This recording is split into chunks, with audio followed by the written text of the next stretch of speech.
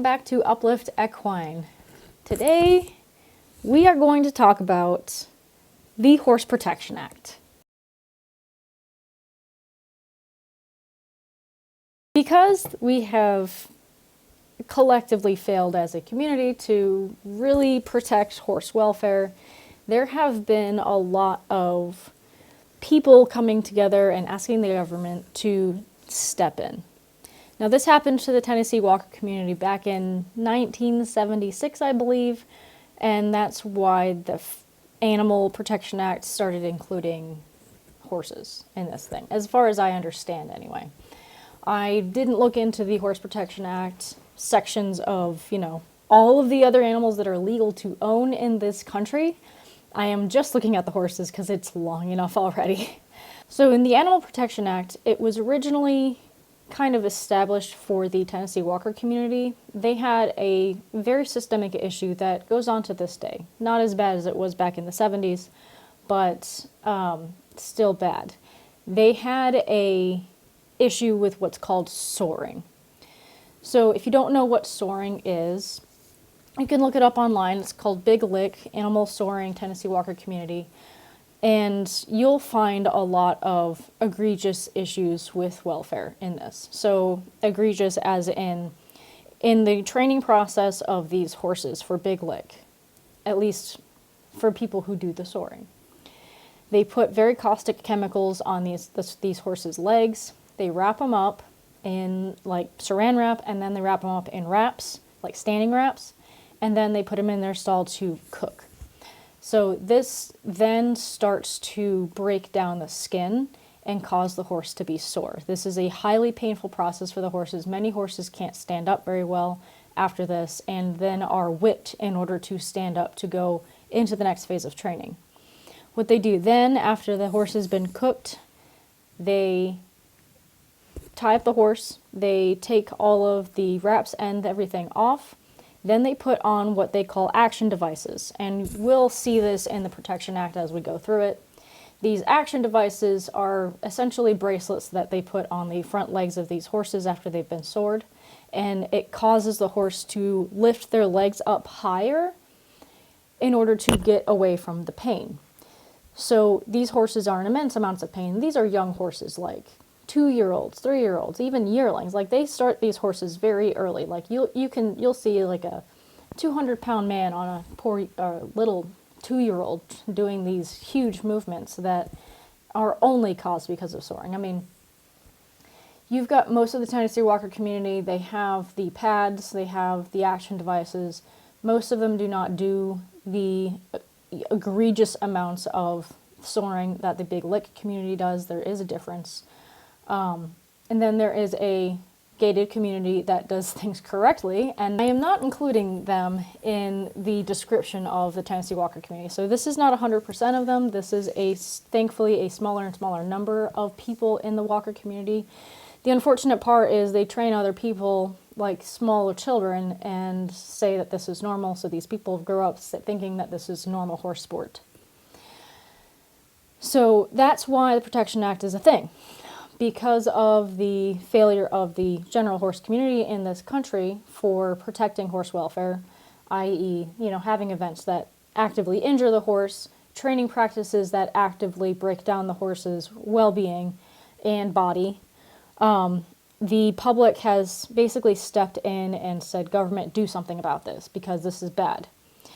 Now, whenever government steps in, they tend to overstep, and they tend to not quite bring in people that know what they're talking about, and then they start assuming things, and then they start redefining things. So when I looked at videos from the lawyers that are trying to defend the horse community in this legislation, so this guy, he's a lawyer, he sits with these people when they're trying to write these legislations.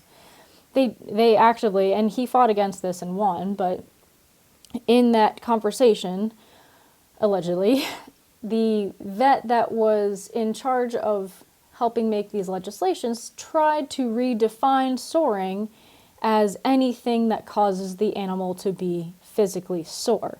So if you are a trainer, there are a lot of things that cause the horse to be physically sore, including them running around outside. So he tried to add saddles and riding to this whole thing, so that would take out riding entirely. Now that's where the rumor came about of these people don't want us to ride at all, which would completely destroy the community and kind of make horses even more of a welfare issue, because, you know, then everyone is forced to do groundwork or bust. But that's where that rumor came from. And thankfully they have stopped that. It is not in the Protection Act to, you know, prevent us from riding entirely. But remember, keep your eyes open. Make sure that if there's something in there that's really going to damage us, if you really want to, we could all collectively get together and talk to our senators, because this is still a free country as far as I'm concerned. But let's get into this Protection Act. And for this, the current act that I'm reading is the most updated version before this February 1st, 2025. At the end of this, I'm going to go over the amendments to this. So what I want to do is go over the act and show you guys, this is what is in it entirely. And then afterwards, say these are what are the things that are changing. But over this entire process, think, okay, when I say Tennessee Walker community or Tennessee Walker horses, it is now applying to all horses, all events, everything. So that means sales, shows, anything that involves horses. But we will get into that when we go over that. So this is going to be a 5-video series because this is so long. All right, so let's start with the prohibitions of equipment. General prohibitions, notwithstanding the provisions of paragraph B, which would be under the specific prohibitions, which will be covered in a few minutes, of this section, no chain, boot, roller, collar, action device, or any other device, method, practice, or substance shall be used with respect to any horse at any show, horse exhibition, or horse sale or auction, if such a device causes or can reasonably be expected to cause such a horse to be sore. So this is where that redefining came from. They tried to put saddles in here too. Thankfully, that's not a thing. So basically, anything that can cause a horse to be sored or injured in order, like sored. When I defined that earlier, remember, it's to make the action device more effective. So if you think about this, certain bits are probably going to be under this prohibition as well. Bits that actively cause the horse to be in pain, to sore the horse's mouth in order to be more effective. I could imagine a lot of bits are going to be illegal at this point.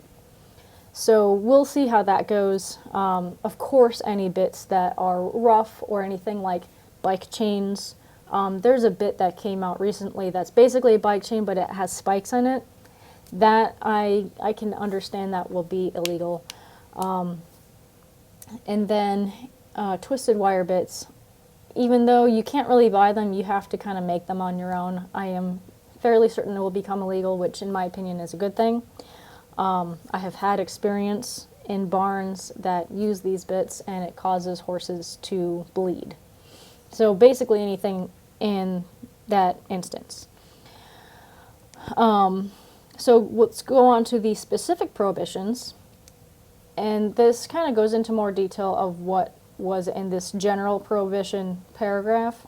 But specifically, the use of any following devices, equipment, or practices on any horse at any show, horse exhibition, or horse sale, auction is prohibited. And it does go into practices as well. So any training practices that causes the horse to be more sore in order for your practices to be more effective is going to be an issue. So think about just general whipping and beating of the animal could be considered soring, but a lot of these trainers are going to be out of business, I believe.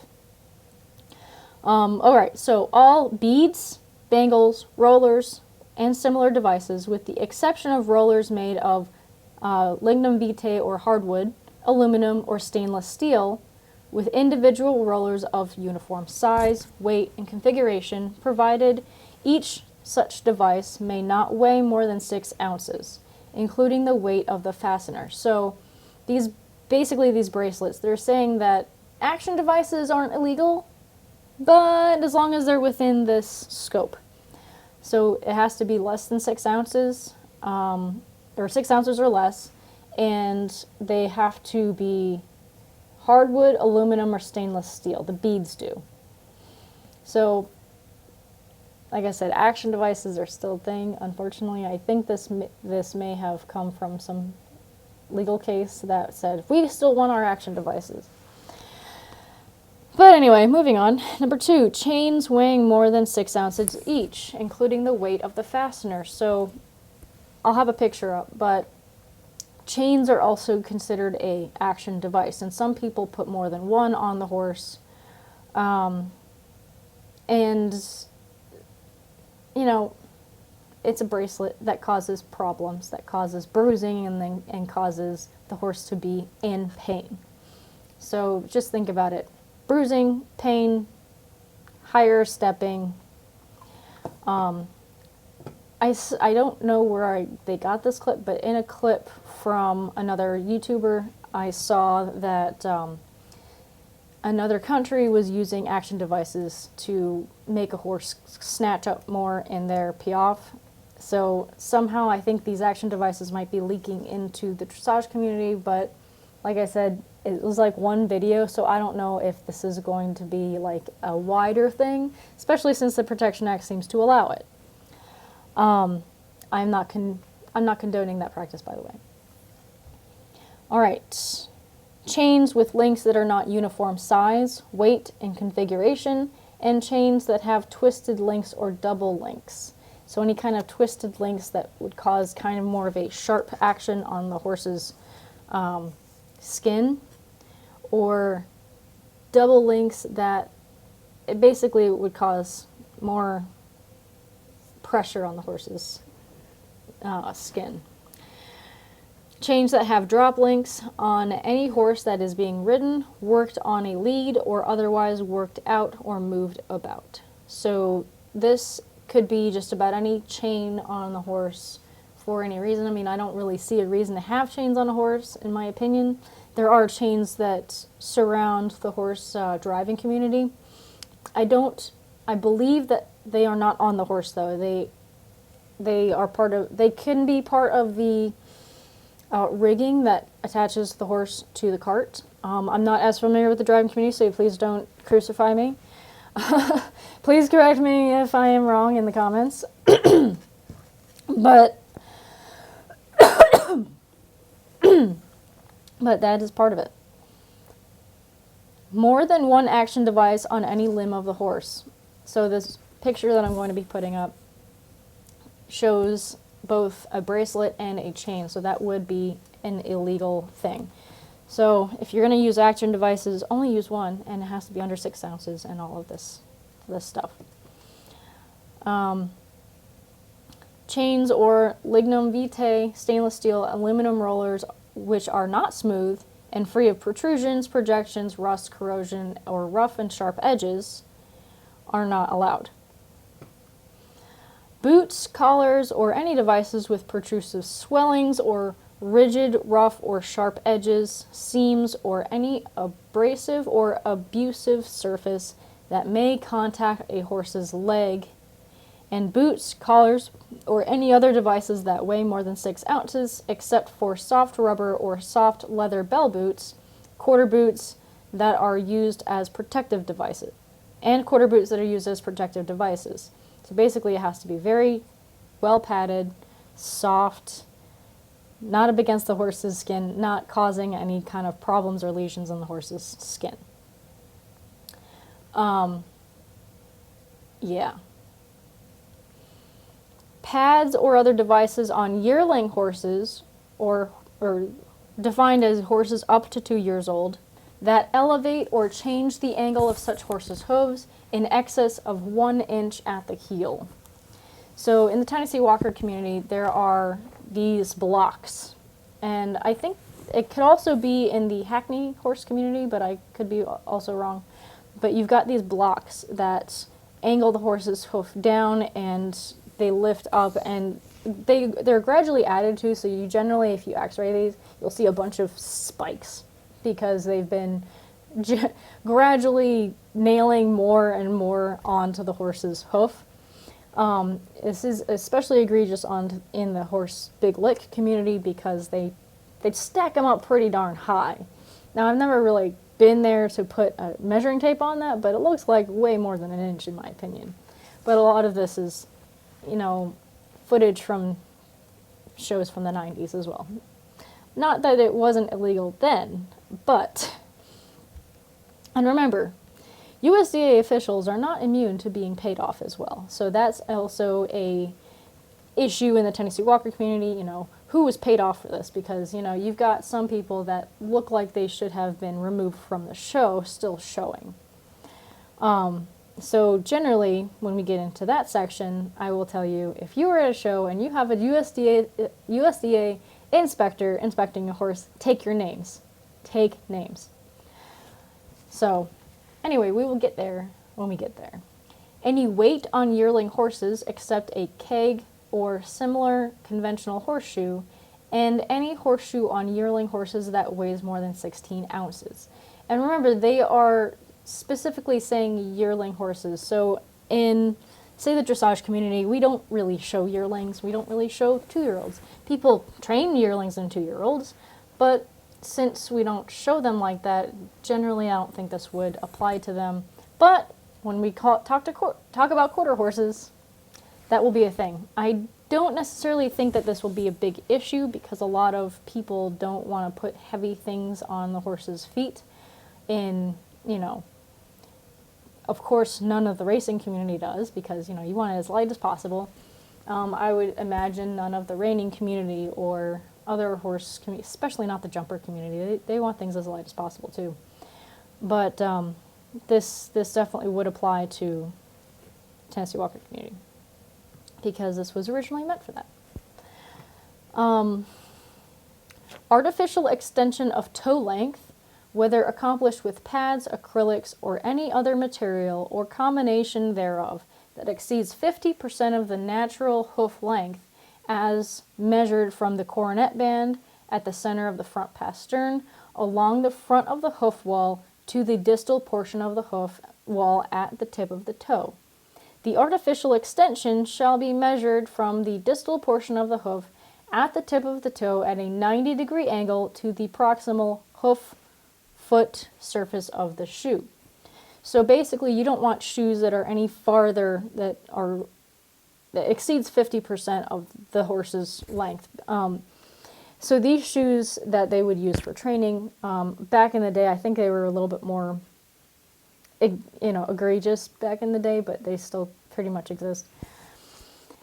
They are sloped, and they would cause the horse to continue to walk in this exaggerated manner. So it's not just the action device, it's not just the soaring, it's also the shoes. And I'll show you one a block, basically. And that's one of the reasons, in my opinion, I think that they allow the horse's foot to grow out, not only to be able to strap this thing on, because these horses have, egregiously long feet. They're allowed to do that so that it's the natural hoof still. And I think that's part of a reaction to this rule here.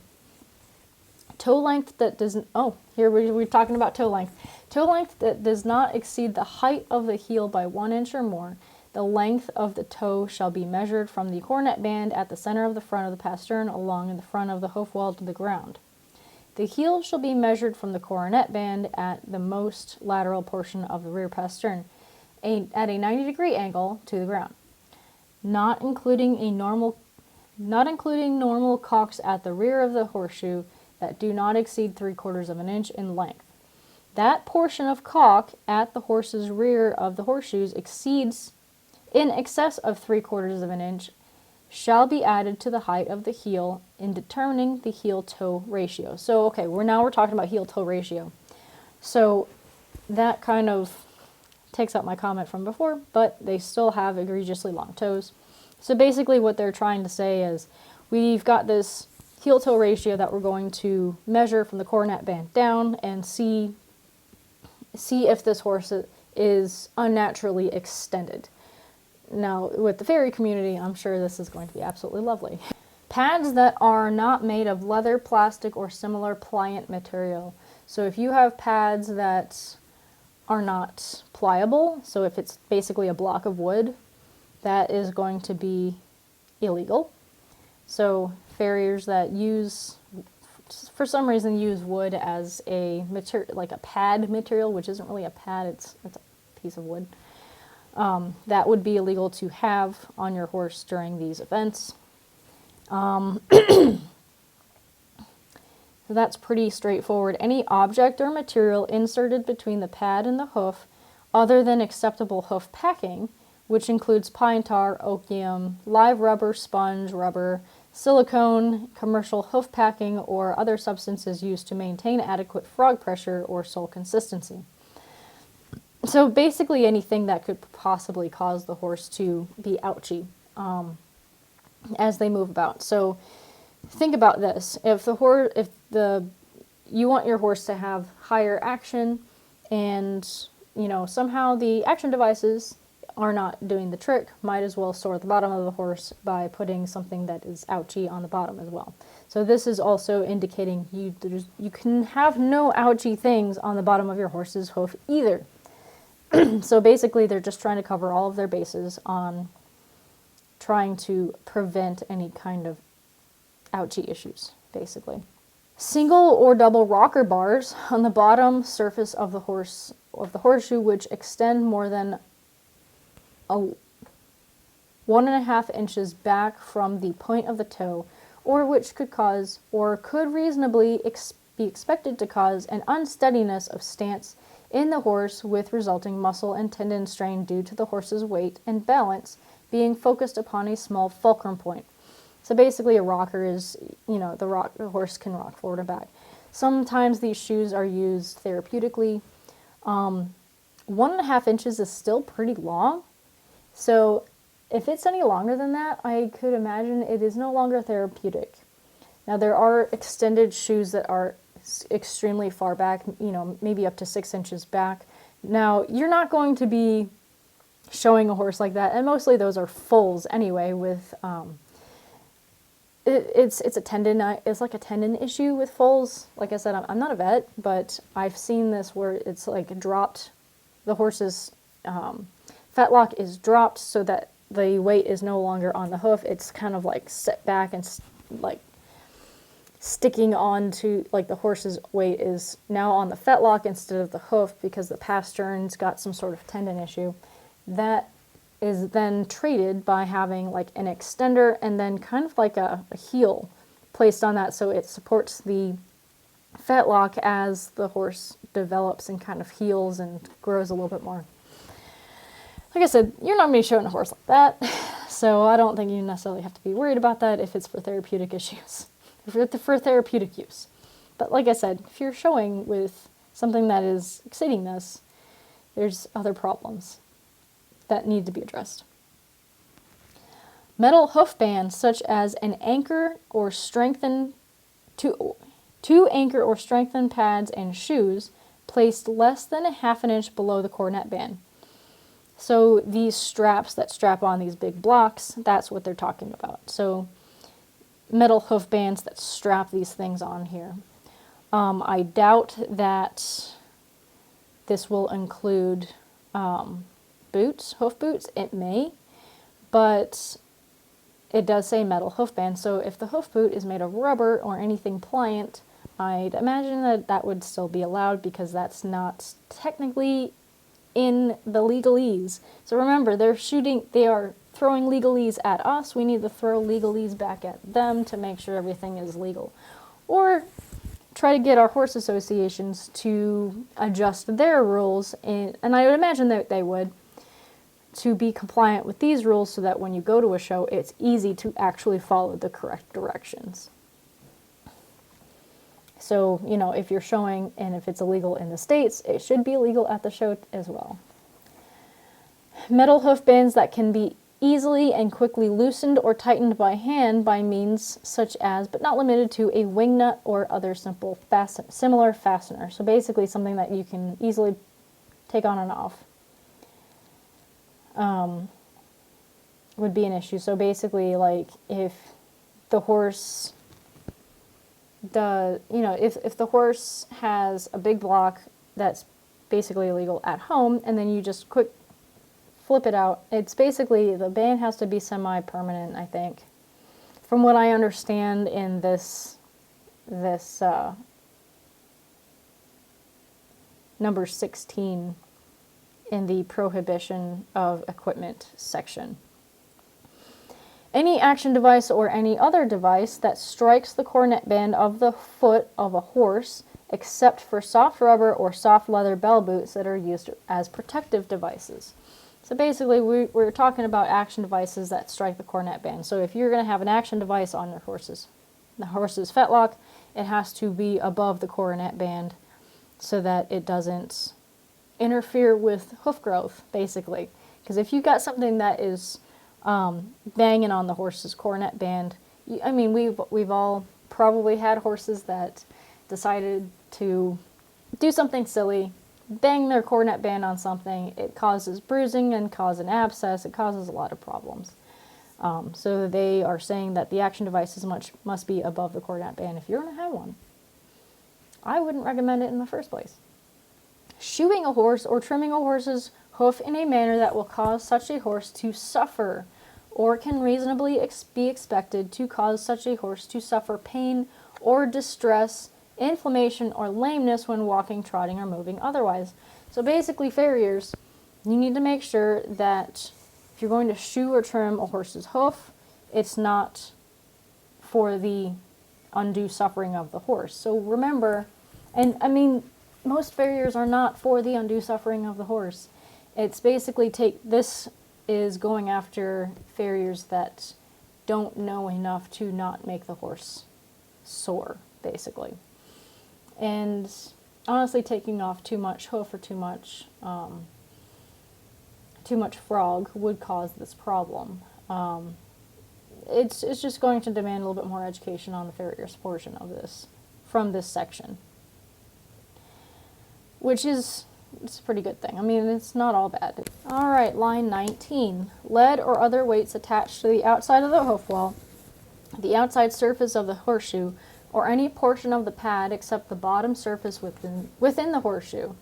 Pads may not be hollowed out for the purpose of inserting affixing weights. The weights may not extend below the bearing surface of the shoe. The hollow shoes or artificial extensions filled with mercury or similar substances are prohibited. So basically, if you are trying to put weights on a horse's shoe, or that the horse's shoe has evidence of hollowing out for the use of weights outside of the showing situation, that is prohibited. And again, this originally was directed towards the Tennessee Walker Big Lift community, where they would put weights on a horse's, under a horse's foot, affixed to the block or shoe, in order to later on get higher movement. So basically, you affix a weight, you get normal movement, or you train for the higher movement, and then you take the weights away right before the show, and the horse all of a sudden is snapping up because they're used to the weight. Prohibition of substances. So, substance abuse, we all know that this is a problem in every sport. So, substances, section C. All substances are prohibited on the extremities above the hoof of any Tennessee walking horse or racking horse while being shown. So the change to this is going to be any horse being shown, exhibited, or offered for sale at any horse show, horse exhibition, or horse sale or auction, except lubricants such as glycerin, petroleum, and mineral oil, or mixtures thereof, provided that the horse show horse exhibition or horse sale or auction management agrees to furnish all such lubricants and to maintain control over them when used at the horse show, horse exhibition, sale, or auction. So basically, management would have to manage these items to make sure that there's nothing added in there. So, you know, you got this bottle of baby oil that says baby oil on it, and then you got this person that's like, I'm going to put some mustard oil in here. No. If you're going to have any of these substances for horses' legs for some reason, then the show management will have to be the ones to dish that out and probably watch them put this on the horse's legs. All right, number 2, any such lubricants shall be applied only after the horse has been inspected by management or by a DQP, or we'll talk about DQPs that go into that in excess in the later sections of this law, basically. And shall only be applied under the supervision of the horse show, horse exhibition, or horse sale or auction management. So management has to watch this be done. This can only be done after the inspection of the officials and probably before the show. So honestly, just to make it easier, probably don't have a routine that involves putting baby oil or any kind of lubricants on your horse. And it says above the cornet band. So, like, putting something on, like, you know, oil or hoof oil on, that wouldn't apply. But I think anything that would, like, contact with the horse's skin. But now that I think of it, actually, that would be pretty big thing, say, in the Arabian horse community or any of the, like, halter horse shows that put baby oil on the horse's face. So basically, if you're going to plan on putting baby oil on your horse's face, you have to be inspected first, and management has to then give you the baby oil. You need to put it on in front of everybody. Just say, hey, I'm not putting anything bad on my horse's face. Number 3, horse show, horse exhibition, or horse sale, or auction management makes such lubricants available to the department personnel for inspection and sampling as they deem necessary. So if a USDA official decides to come in and say, you know what, I'm not sure about that baby oil, I'm going to go and test it, so they can take a little tube and go and test it and fine you if they find anything in it. So I could imagine a lot of shows will probably be like, you know what, I don't want to get fined, I'm not going to offer this, and nobody's going to put baby oil on their horse's face anymore. Just a thing, you know. I don't see the point of it anyway. I mean, it makes the horse look kind of greasy and weird. You know? The next section is competition restrictions. So for competition restrictions, 2-year-old horses, horse show or horse exhibition workouts or performance of 2-year-old Tennessee walking horses, so 2-year-old horses in this new one, oh man. Alright, so let me read this whole thing. 2-year-old Tennessee walking horses, racking horses, working exhibitions of 2-year-old, or working exhibitions. So, they repeat this. Horse exhibitions or working exhibitions. So I think like a schooling show, I think. Horses eligible to be shown or exhibited as in a 2-year-old class. At horse sales or auctions that exceed a total of 10 minutes continuous workout or performance without a minimum 5-minute rest period between the first such 10-minute period and the second such 10-minute period, and more than 2 such 10-minute periods per performance class or workout are prohibited. So basically, if you have a 2-year-old, and I didn't see any of the amendments stating that this 2-year-old thing is going to change. Basically, you can only have a 20-minute period of work or warm-up prior to the event, and I think after the event as well. And in between the 10 minutes and the 10 minutes, you have to have a 5-minute period of rest to allow the horse to basically catch their breath. So this is restricted to 2-year-olds. So this would be more of a quarter horse community issue. because there are a lot of like 2-year-old, 3-year-old futurities that, in my opinion, should be illegal entirely, but that's just my opinion. These poor horses aren't even ossified. Their bones aren't even ossified completely yet. I mean, not even close. But this has to do with 2-year-olds. Now, this is going to probably kind of cause a lot of ripples in the quarter horse community, but not necessarily the other show communities. Now, I don't think halter horses really warm up that much. I mean, you might lead them around the arena a little bit, but they don't require as much warm-up as, say, a quarter horse futurity. So, for the information requirements, so this applies to a lot of people, please pay attention. Horse-related information requirements. So, failing to provide information or providing any false or misleading information required by the Act or regulations or requested by the Department of Representatives by any person that owns, trains, shows, exhibits, or sells a horse or has custody of, or direction or control over any horse shown, exhibited, sold, auctioned, or entered for the purpose of being shown, exhibited, sold, auctioned at any horse show, horse exhibition, or horse sale, or auction is prohibited. Such information shall include, but is not limited to, information concerning the registered name, markings, sex, age, and legal ownership of the horse, the name, address of the horse's training or stabling facilities, the name and address of the horse owner, trainer, rider, and any other exhibitor or other legal entity bearing responsibility of the horse, for the horse, the class in which the horse is entered or shown, the exhibitor identification number, and any other information reasonably related to the identification, ownership, control, direction, or supervision of any such horse. So basically, if the USDA decides that they want information on your horse, you need to have your entire team of horse people related to your horse, in control of your horse, or anything. Basically, just have anybody that touches your horse, their name, location, everything, address on there for them to do this, because you do not want to fall into the trap of not providing information of basically your body worker or something that, you know, for an hour has control of your horse. So you just need to have basically a file, and I think if I make a PDF of these pieces of paper that you might need, I might just put it up there and be like, hey guys, I made this PDF for myself, you guys can have it.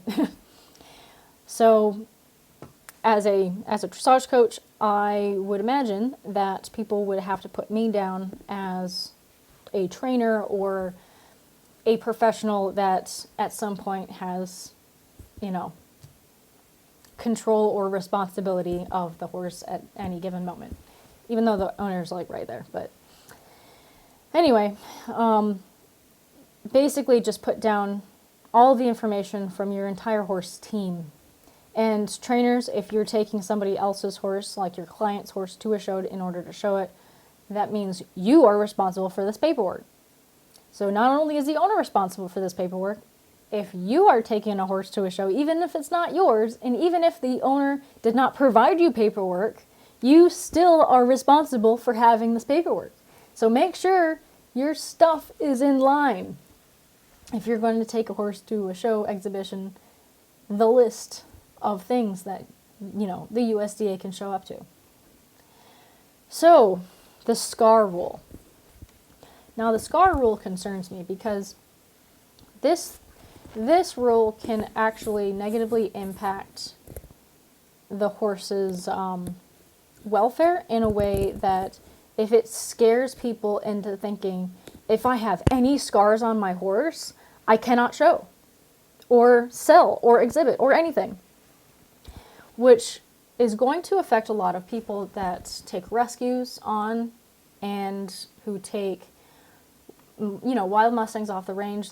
They have plenty of scars on them from various things. So I'm hoping that they don't change this. It's very specific scarring to soaring. So I would say if you are going to have a PPE on a horse, make sure during the inspection for the Coggins test, more specifically, the vet puts down all of the horse's scars and marks that the horse has prior to purchase. And this is me putting out advice, so that you cannot be blamed for the presence of any of these scars. And if you have something that happens to your horse in the field, I would say document it. This happened in the field. Everything's going to be like ridiculous legalese. But let's read the SCAR rule. The SCAR rule applies to all horses born on or after October 1st, 1975. The horses subject to this rule that do not meet the following SCAR rule criteria shall be considered sore, and are subject to all prohibitions of Section 5 of the Act. The SCAR rule criteria are as follows. The anterior and anterior lateral surface of the fore pasterns, so the front pasterns, extensor surface, must be free of bilateral granulomas. So a granuloma is granulation tissue. So tissue that happens from inflammation and caustic substances on the horse's skin, such as sorin. Other bilateral pathological evidence of inflammation and other bilateral evidence of abuse indicative of soring, including but not limited to excessive loss of hair. And I have seen that USDA officials in some videos use heat cameras to see if that horse's area, the area of the horse's fetlock is hotter than normal. So like that their skin is kind of inflamed, but it's not visibly inflamed. I would say liniment oil will do this. So I would say in your show environment, no liniment oil on the horse's legs at all. Nothing that would cause any kind of increase in heat or circulation. I know that seems a little bit nuts, but with this, I would say if they're going to use heat camera or like a heat camera gun to figure out if there is inflammation in that area, liniment oil would be out. You don't want to get you don't want to get disqualified because you put liniment oil on your horse's legs. Even if you're going to argue it, even if you're going to sue against it, it's still like it's in there. The posterior surfaces of the pasterns, flexor surface, including the sulcus or pocket, may show bilateral areas of uniformly thickened epithelial tissue if such areas are free of proliferating granuloma tissue, irritation, moisture, edema, or other evidence of inflammation. So that just goes into more of the horse's anatomy, so like the central sulcus area of thickening and scarring due to this soring process. I would say I would want to get like an informational packet on that, honestly, from USDA. So like USDA, if you're going to put all these different regulations in, please have informational packets ready for us. So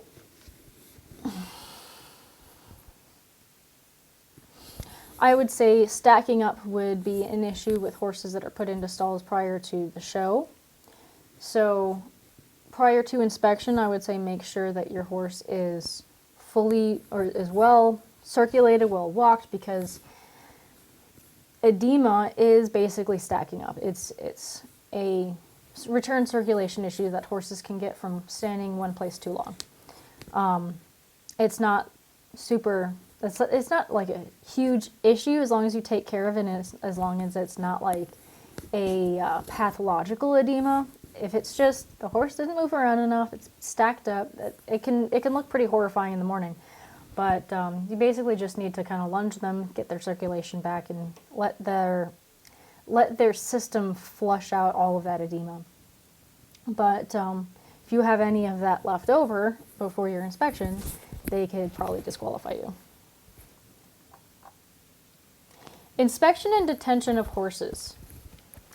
So each horse owner, exhibitor, trainer, or other person having custody of or responsibility for any horse at any show, horse exhibition, horse sale, or auction shall allow any APHIS representative to reasonably inspect such a horse at all reasonable times and places the APHIS representative may designate. So if you've got an APHIS representative just walking around, they can just say, all right, flash inspection, and you have to be ready for it. Such inspections may be required of any horse which is stabled, loaded on a trailer, being prepared for the show, exhibition, or sale, or auction, being exercised or otherwise on the grounds of or present at any horse show, horse exhibition, or horse sale, or auction, whether or not such a horse has or has not been shown, exhibited, or sold, or auctioned, or has not been entered for the purpose of being shown,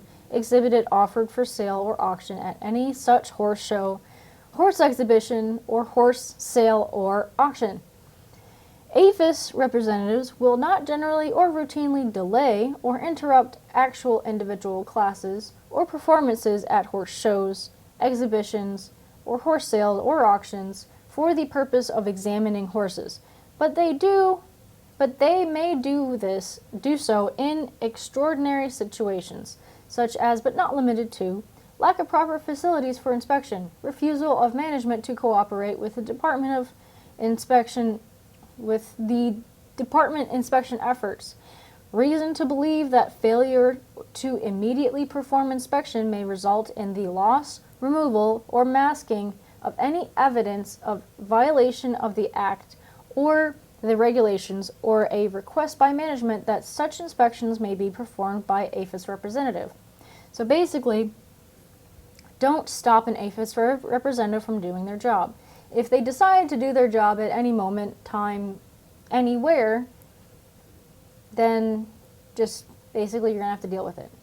So the minute that you hit showgrounds, even if you are not showing, even if you are just, making sure that your little horse is able to handle the show environment by just, walking around, being led around the show grounds, not even in the class, if you are there, be ready for an APHIS inspection. They can decide to inspect. They're not going to just ignore you because you're not in the show. As it says, they will generally not stop an entire class from happening. So once you're in the ring, you're good. You can relax. You can just focus on doing what you need to be doing.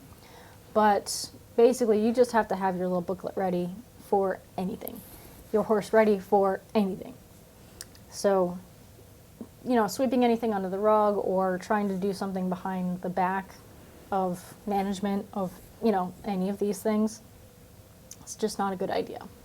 When any APHIS representative notifies the owner, exhibitor, trainer, or other person having custody of or responsibility for a horse at any show, exhibition, sale, or auction that APHIS desires to inspect such a horse, it shall not be moved from the horse show, exhibition, or sale, or auction until such inspection has been completed and the horse has been released by APHIS representative. So basically, if this APHIS representative decides to come up and say, hey, I'm going to do an inspection, it could take as long as it takes, and you can't do anything about it. So basically, this is when the government is stepping in and controlling your property. For the purpose of examination, testing, or taking of evidence, APHIS representatives may detain for a period to not exceed 24 hours of any horse at any show, exhibition, sale, or auction which is sore, or which APHIS veterinarian has probable cause to believe is sore. Such detained horse may be marked for identification, and any such identifying markings shall not be removed by any person other than APHIS representative. So basically, the minute the APHIS representative comes over there and inspects, you cannot do anything to your horse until APHIS says you're good. And it can be up to 24 hours of this issue. It just depends. I mean, if they're like, we need to test your horse, you're gonna have to put your horse away in a approved area until test is done. So like lab tests sometimes. It depends on the APHIS representative. And your horse can be detained prior to your class too. You could have to be removed from the entire class and, disqualified from the show because APHIS decides to step in and do some inspection that takes an hour. So this is going to be a lot of logistical issues when it comes to horse shows and events, and the list goes on. Exhibitions as well. Detained horses shall be kept under supervision of APHIS representative or secured under an official USDA seal or seals in a horse stall, trailer, or other facility to which access shall be limited. It shall be the policy of APHIS to have at least one representative present in the immediate detention area when a horse is being held in detention. The official USDA seal or seals may not be broken or removed by any person other than APHIS representative. Unless, and these seals basically they're not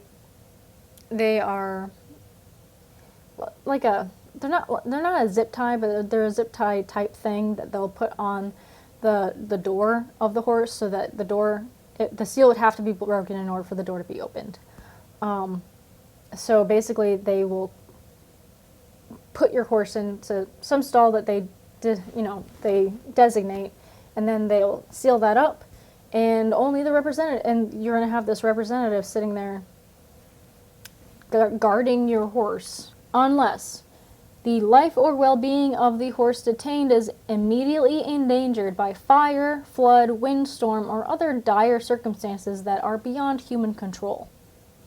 The detained horse is in need of such immediate veterinary attention that its life may be in peril before APHIS representative can be located. The horse has been detained for a maximum of 24-hour period, and APHIS representative is not available to release the horse. So basically, the horse has been sealed in there for more than 24 hours.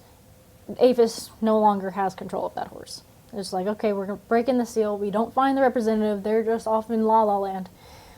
We can get this horse out.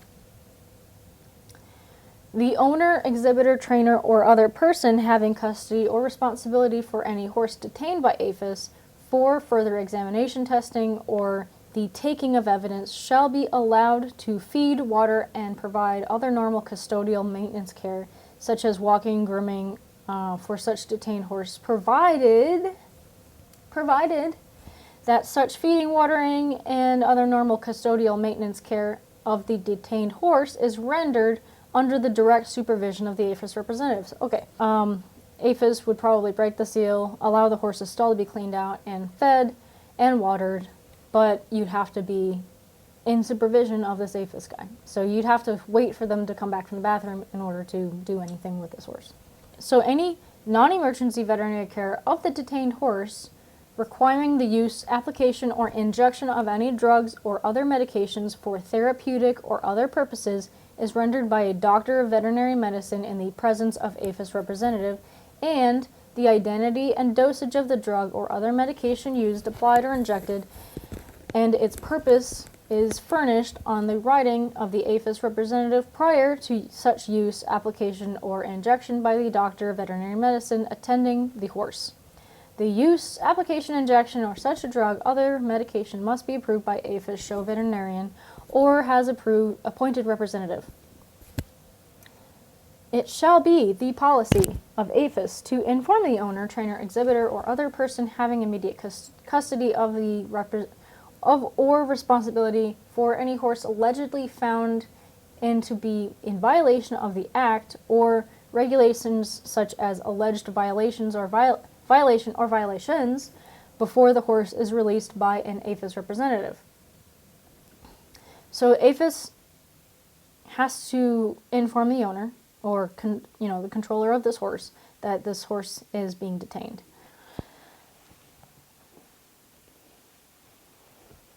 Alright, so the owner, trainer, exhibited, or other person having immediate custody or responsibility for any horse or horses that APHIS representative determined shall be detained for examination, testing, or taking of evidence pursuant to the paragraph E, which we covered, of this section shall be informed after such determination is made, and shall allow said horse to be immediately put under the supervisory custody of APHIS or secured under official USDA seal as provided in the paragraph D of this section until the completion of such examination, testing, or gathering of evidence, or until the 24-hour detention period expires. The owner, trainer, exhibitor of other person having custody of the responsibility for any horse allegedly found to be in violation of the Act or regulations, and which has been notified of such alleged violation by APHIS representative as stated in paragraph F of this section, may request re-examination and testing of said horse within 24-hour period, provided that such request is made to APHIS show veterinarian immediately after the horse has been examined by APHIS representatives and before such horse has been removed from the APHIS inspection facilities, and APHIS show veterinarian determines that the sufficient cause for re-examination and testing exists, and the horse is maintained under APHIS supervisory custody as prescribed in paragraph D of this section until such re-examination and testing has been completed. The owner, exhibitor, trainer, or other persons having custody or responsibility for any horse being inspected shall render such assistance as the APHIS representative may request for purposes of such inspection. So basically handling. So for this video, we are finally done and over. This is not the end of the Horse Protection Act. Basically, I would say make sure your horse is not scarred, sored. Make sure that if you are going to have wraps on your horse or boots of any kind, make sure that they are approved. And make sure that you have all of your information ready to go for APHIS if they decide that you are to be detained. Have enough food and hay on your truck for an extra 24-hour period just in case, in my opinion. Just have enough. Have more than enough to feed this horse. And just watch. Just be there. If you are there and making sure that these APHIS inspectors are doing the right thing, they're not handling testing they are labeling their test tubes, making sure that they're not mixing it up with other horses.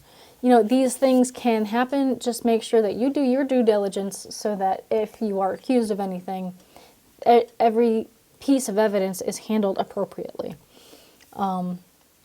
That they're not just being expedient or careless in the handling of any of this stuff. Don't just assume that everybody has a high level of professionalism in this area.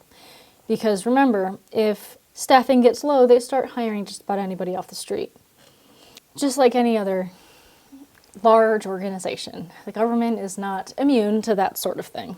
You might get a really good inspector who's extremely professional and reasonable person that has a good understanding of what's going on and what they're inspecting, and then you might have another one who has no clue of what's going on and might be a little bit of a megalomaniac. Who knows? But that is the first 5 pages of my 24-page document in trying to go through and explain this whole thing. I know I said this is a deep dive. I am doing the deep dive. But some of this stuff just needs to be read through and stated. And in my experience of previously dealing with government officials and government things such as the TSA, generally, if you are running a show, you might have a representative show up at some point, or maybe have a schedule of people showing up every so often.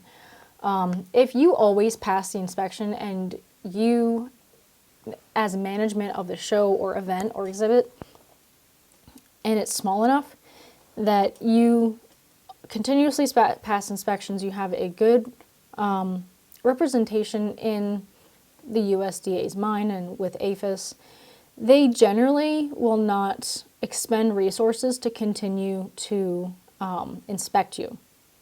They may test you every couple of years, but like I said, if you continue to pass inspections, if you continue to make it a open and relaxed environment for these people, they will generally not return. So don't think of this as scare tactics or anything. This is a lot of legalese, a lot of big things.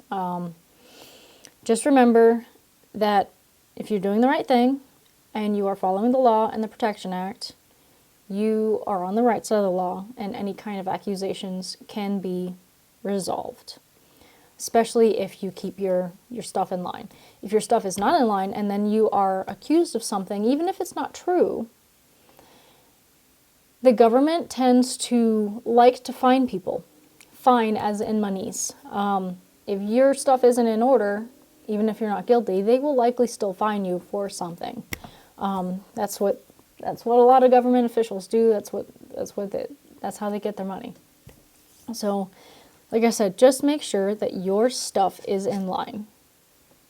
But we will continue the Horse Protection Act videos throughout the month of January and February. Like I said, this is going to be a 5-video series.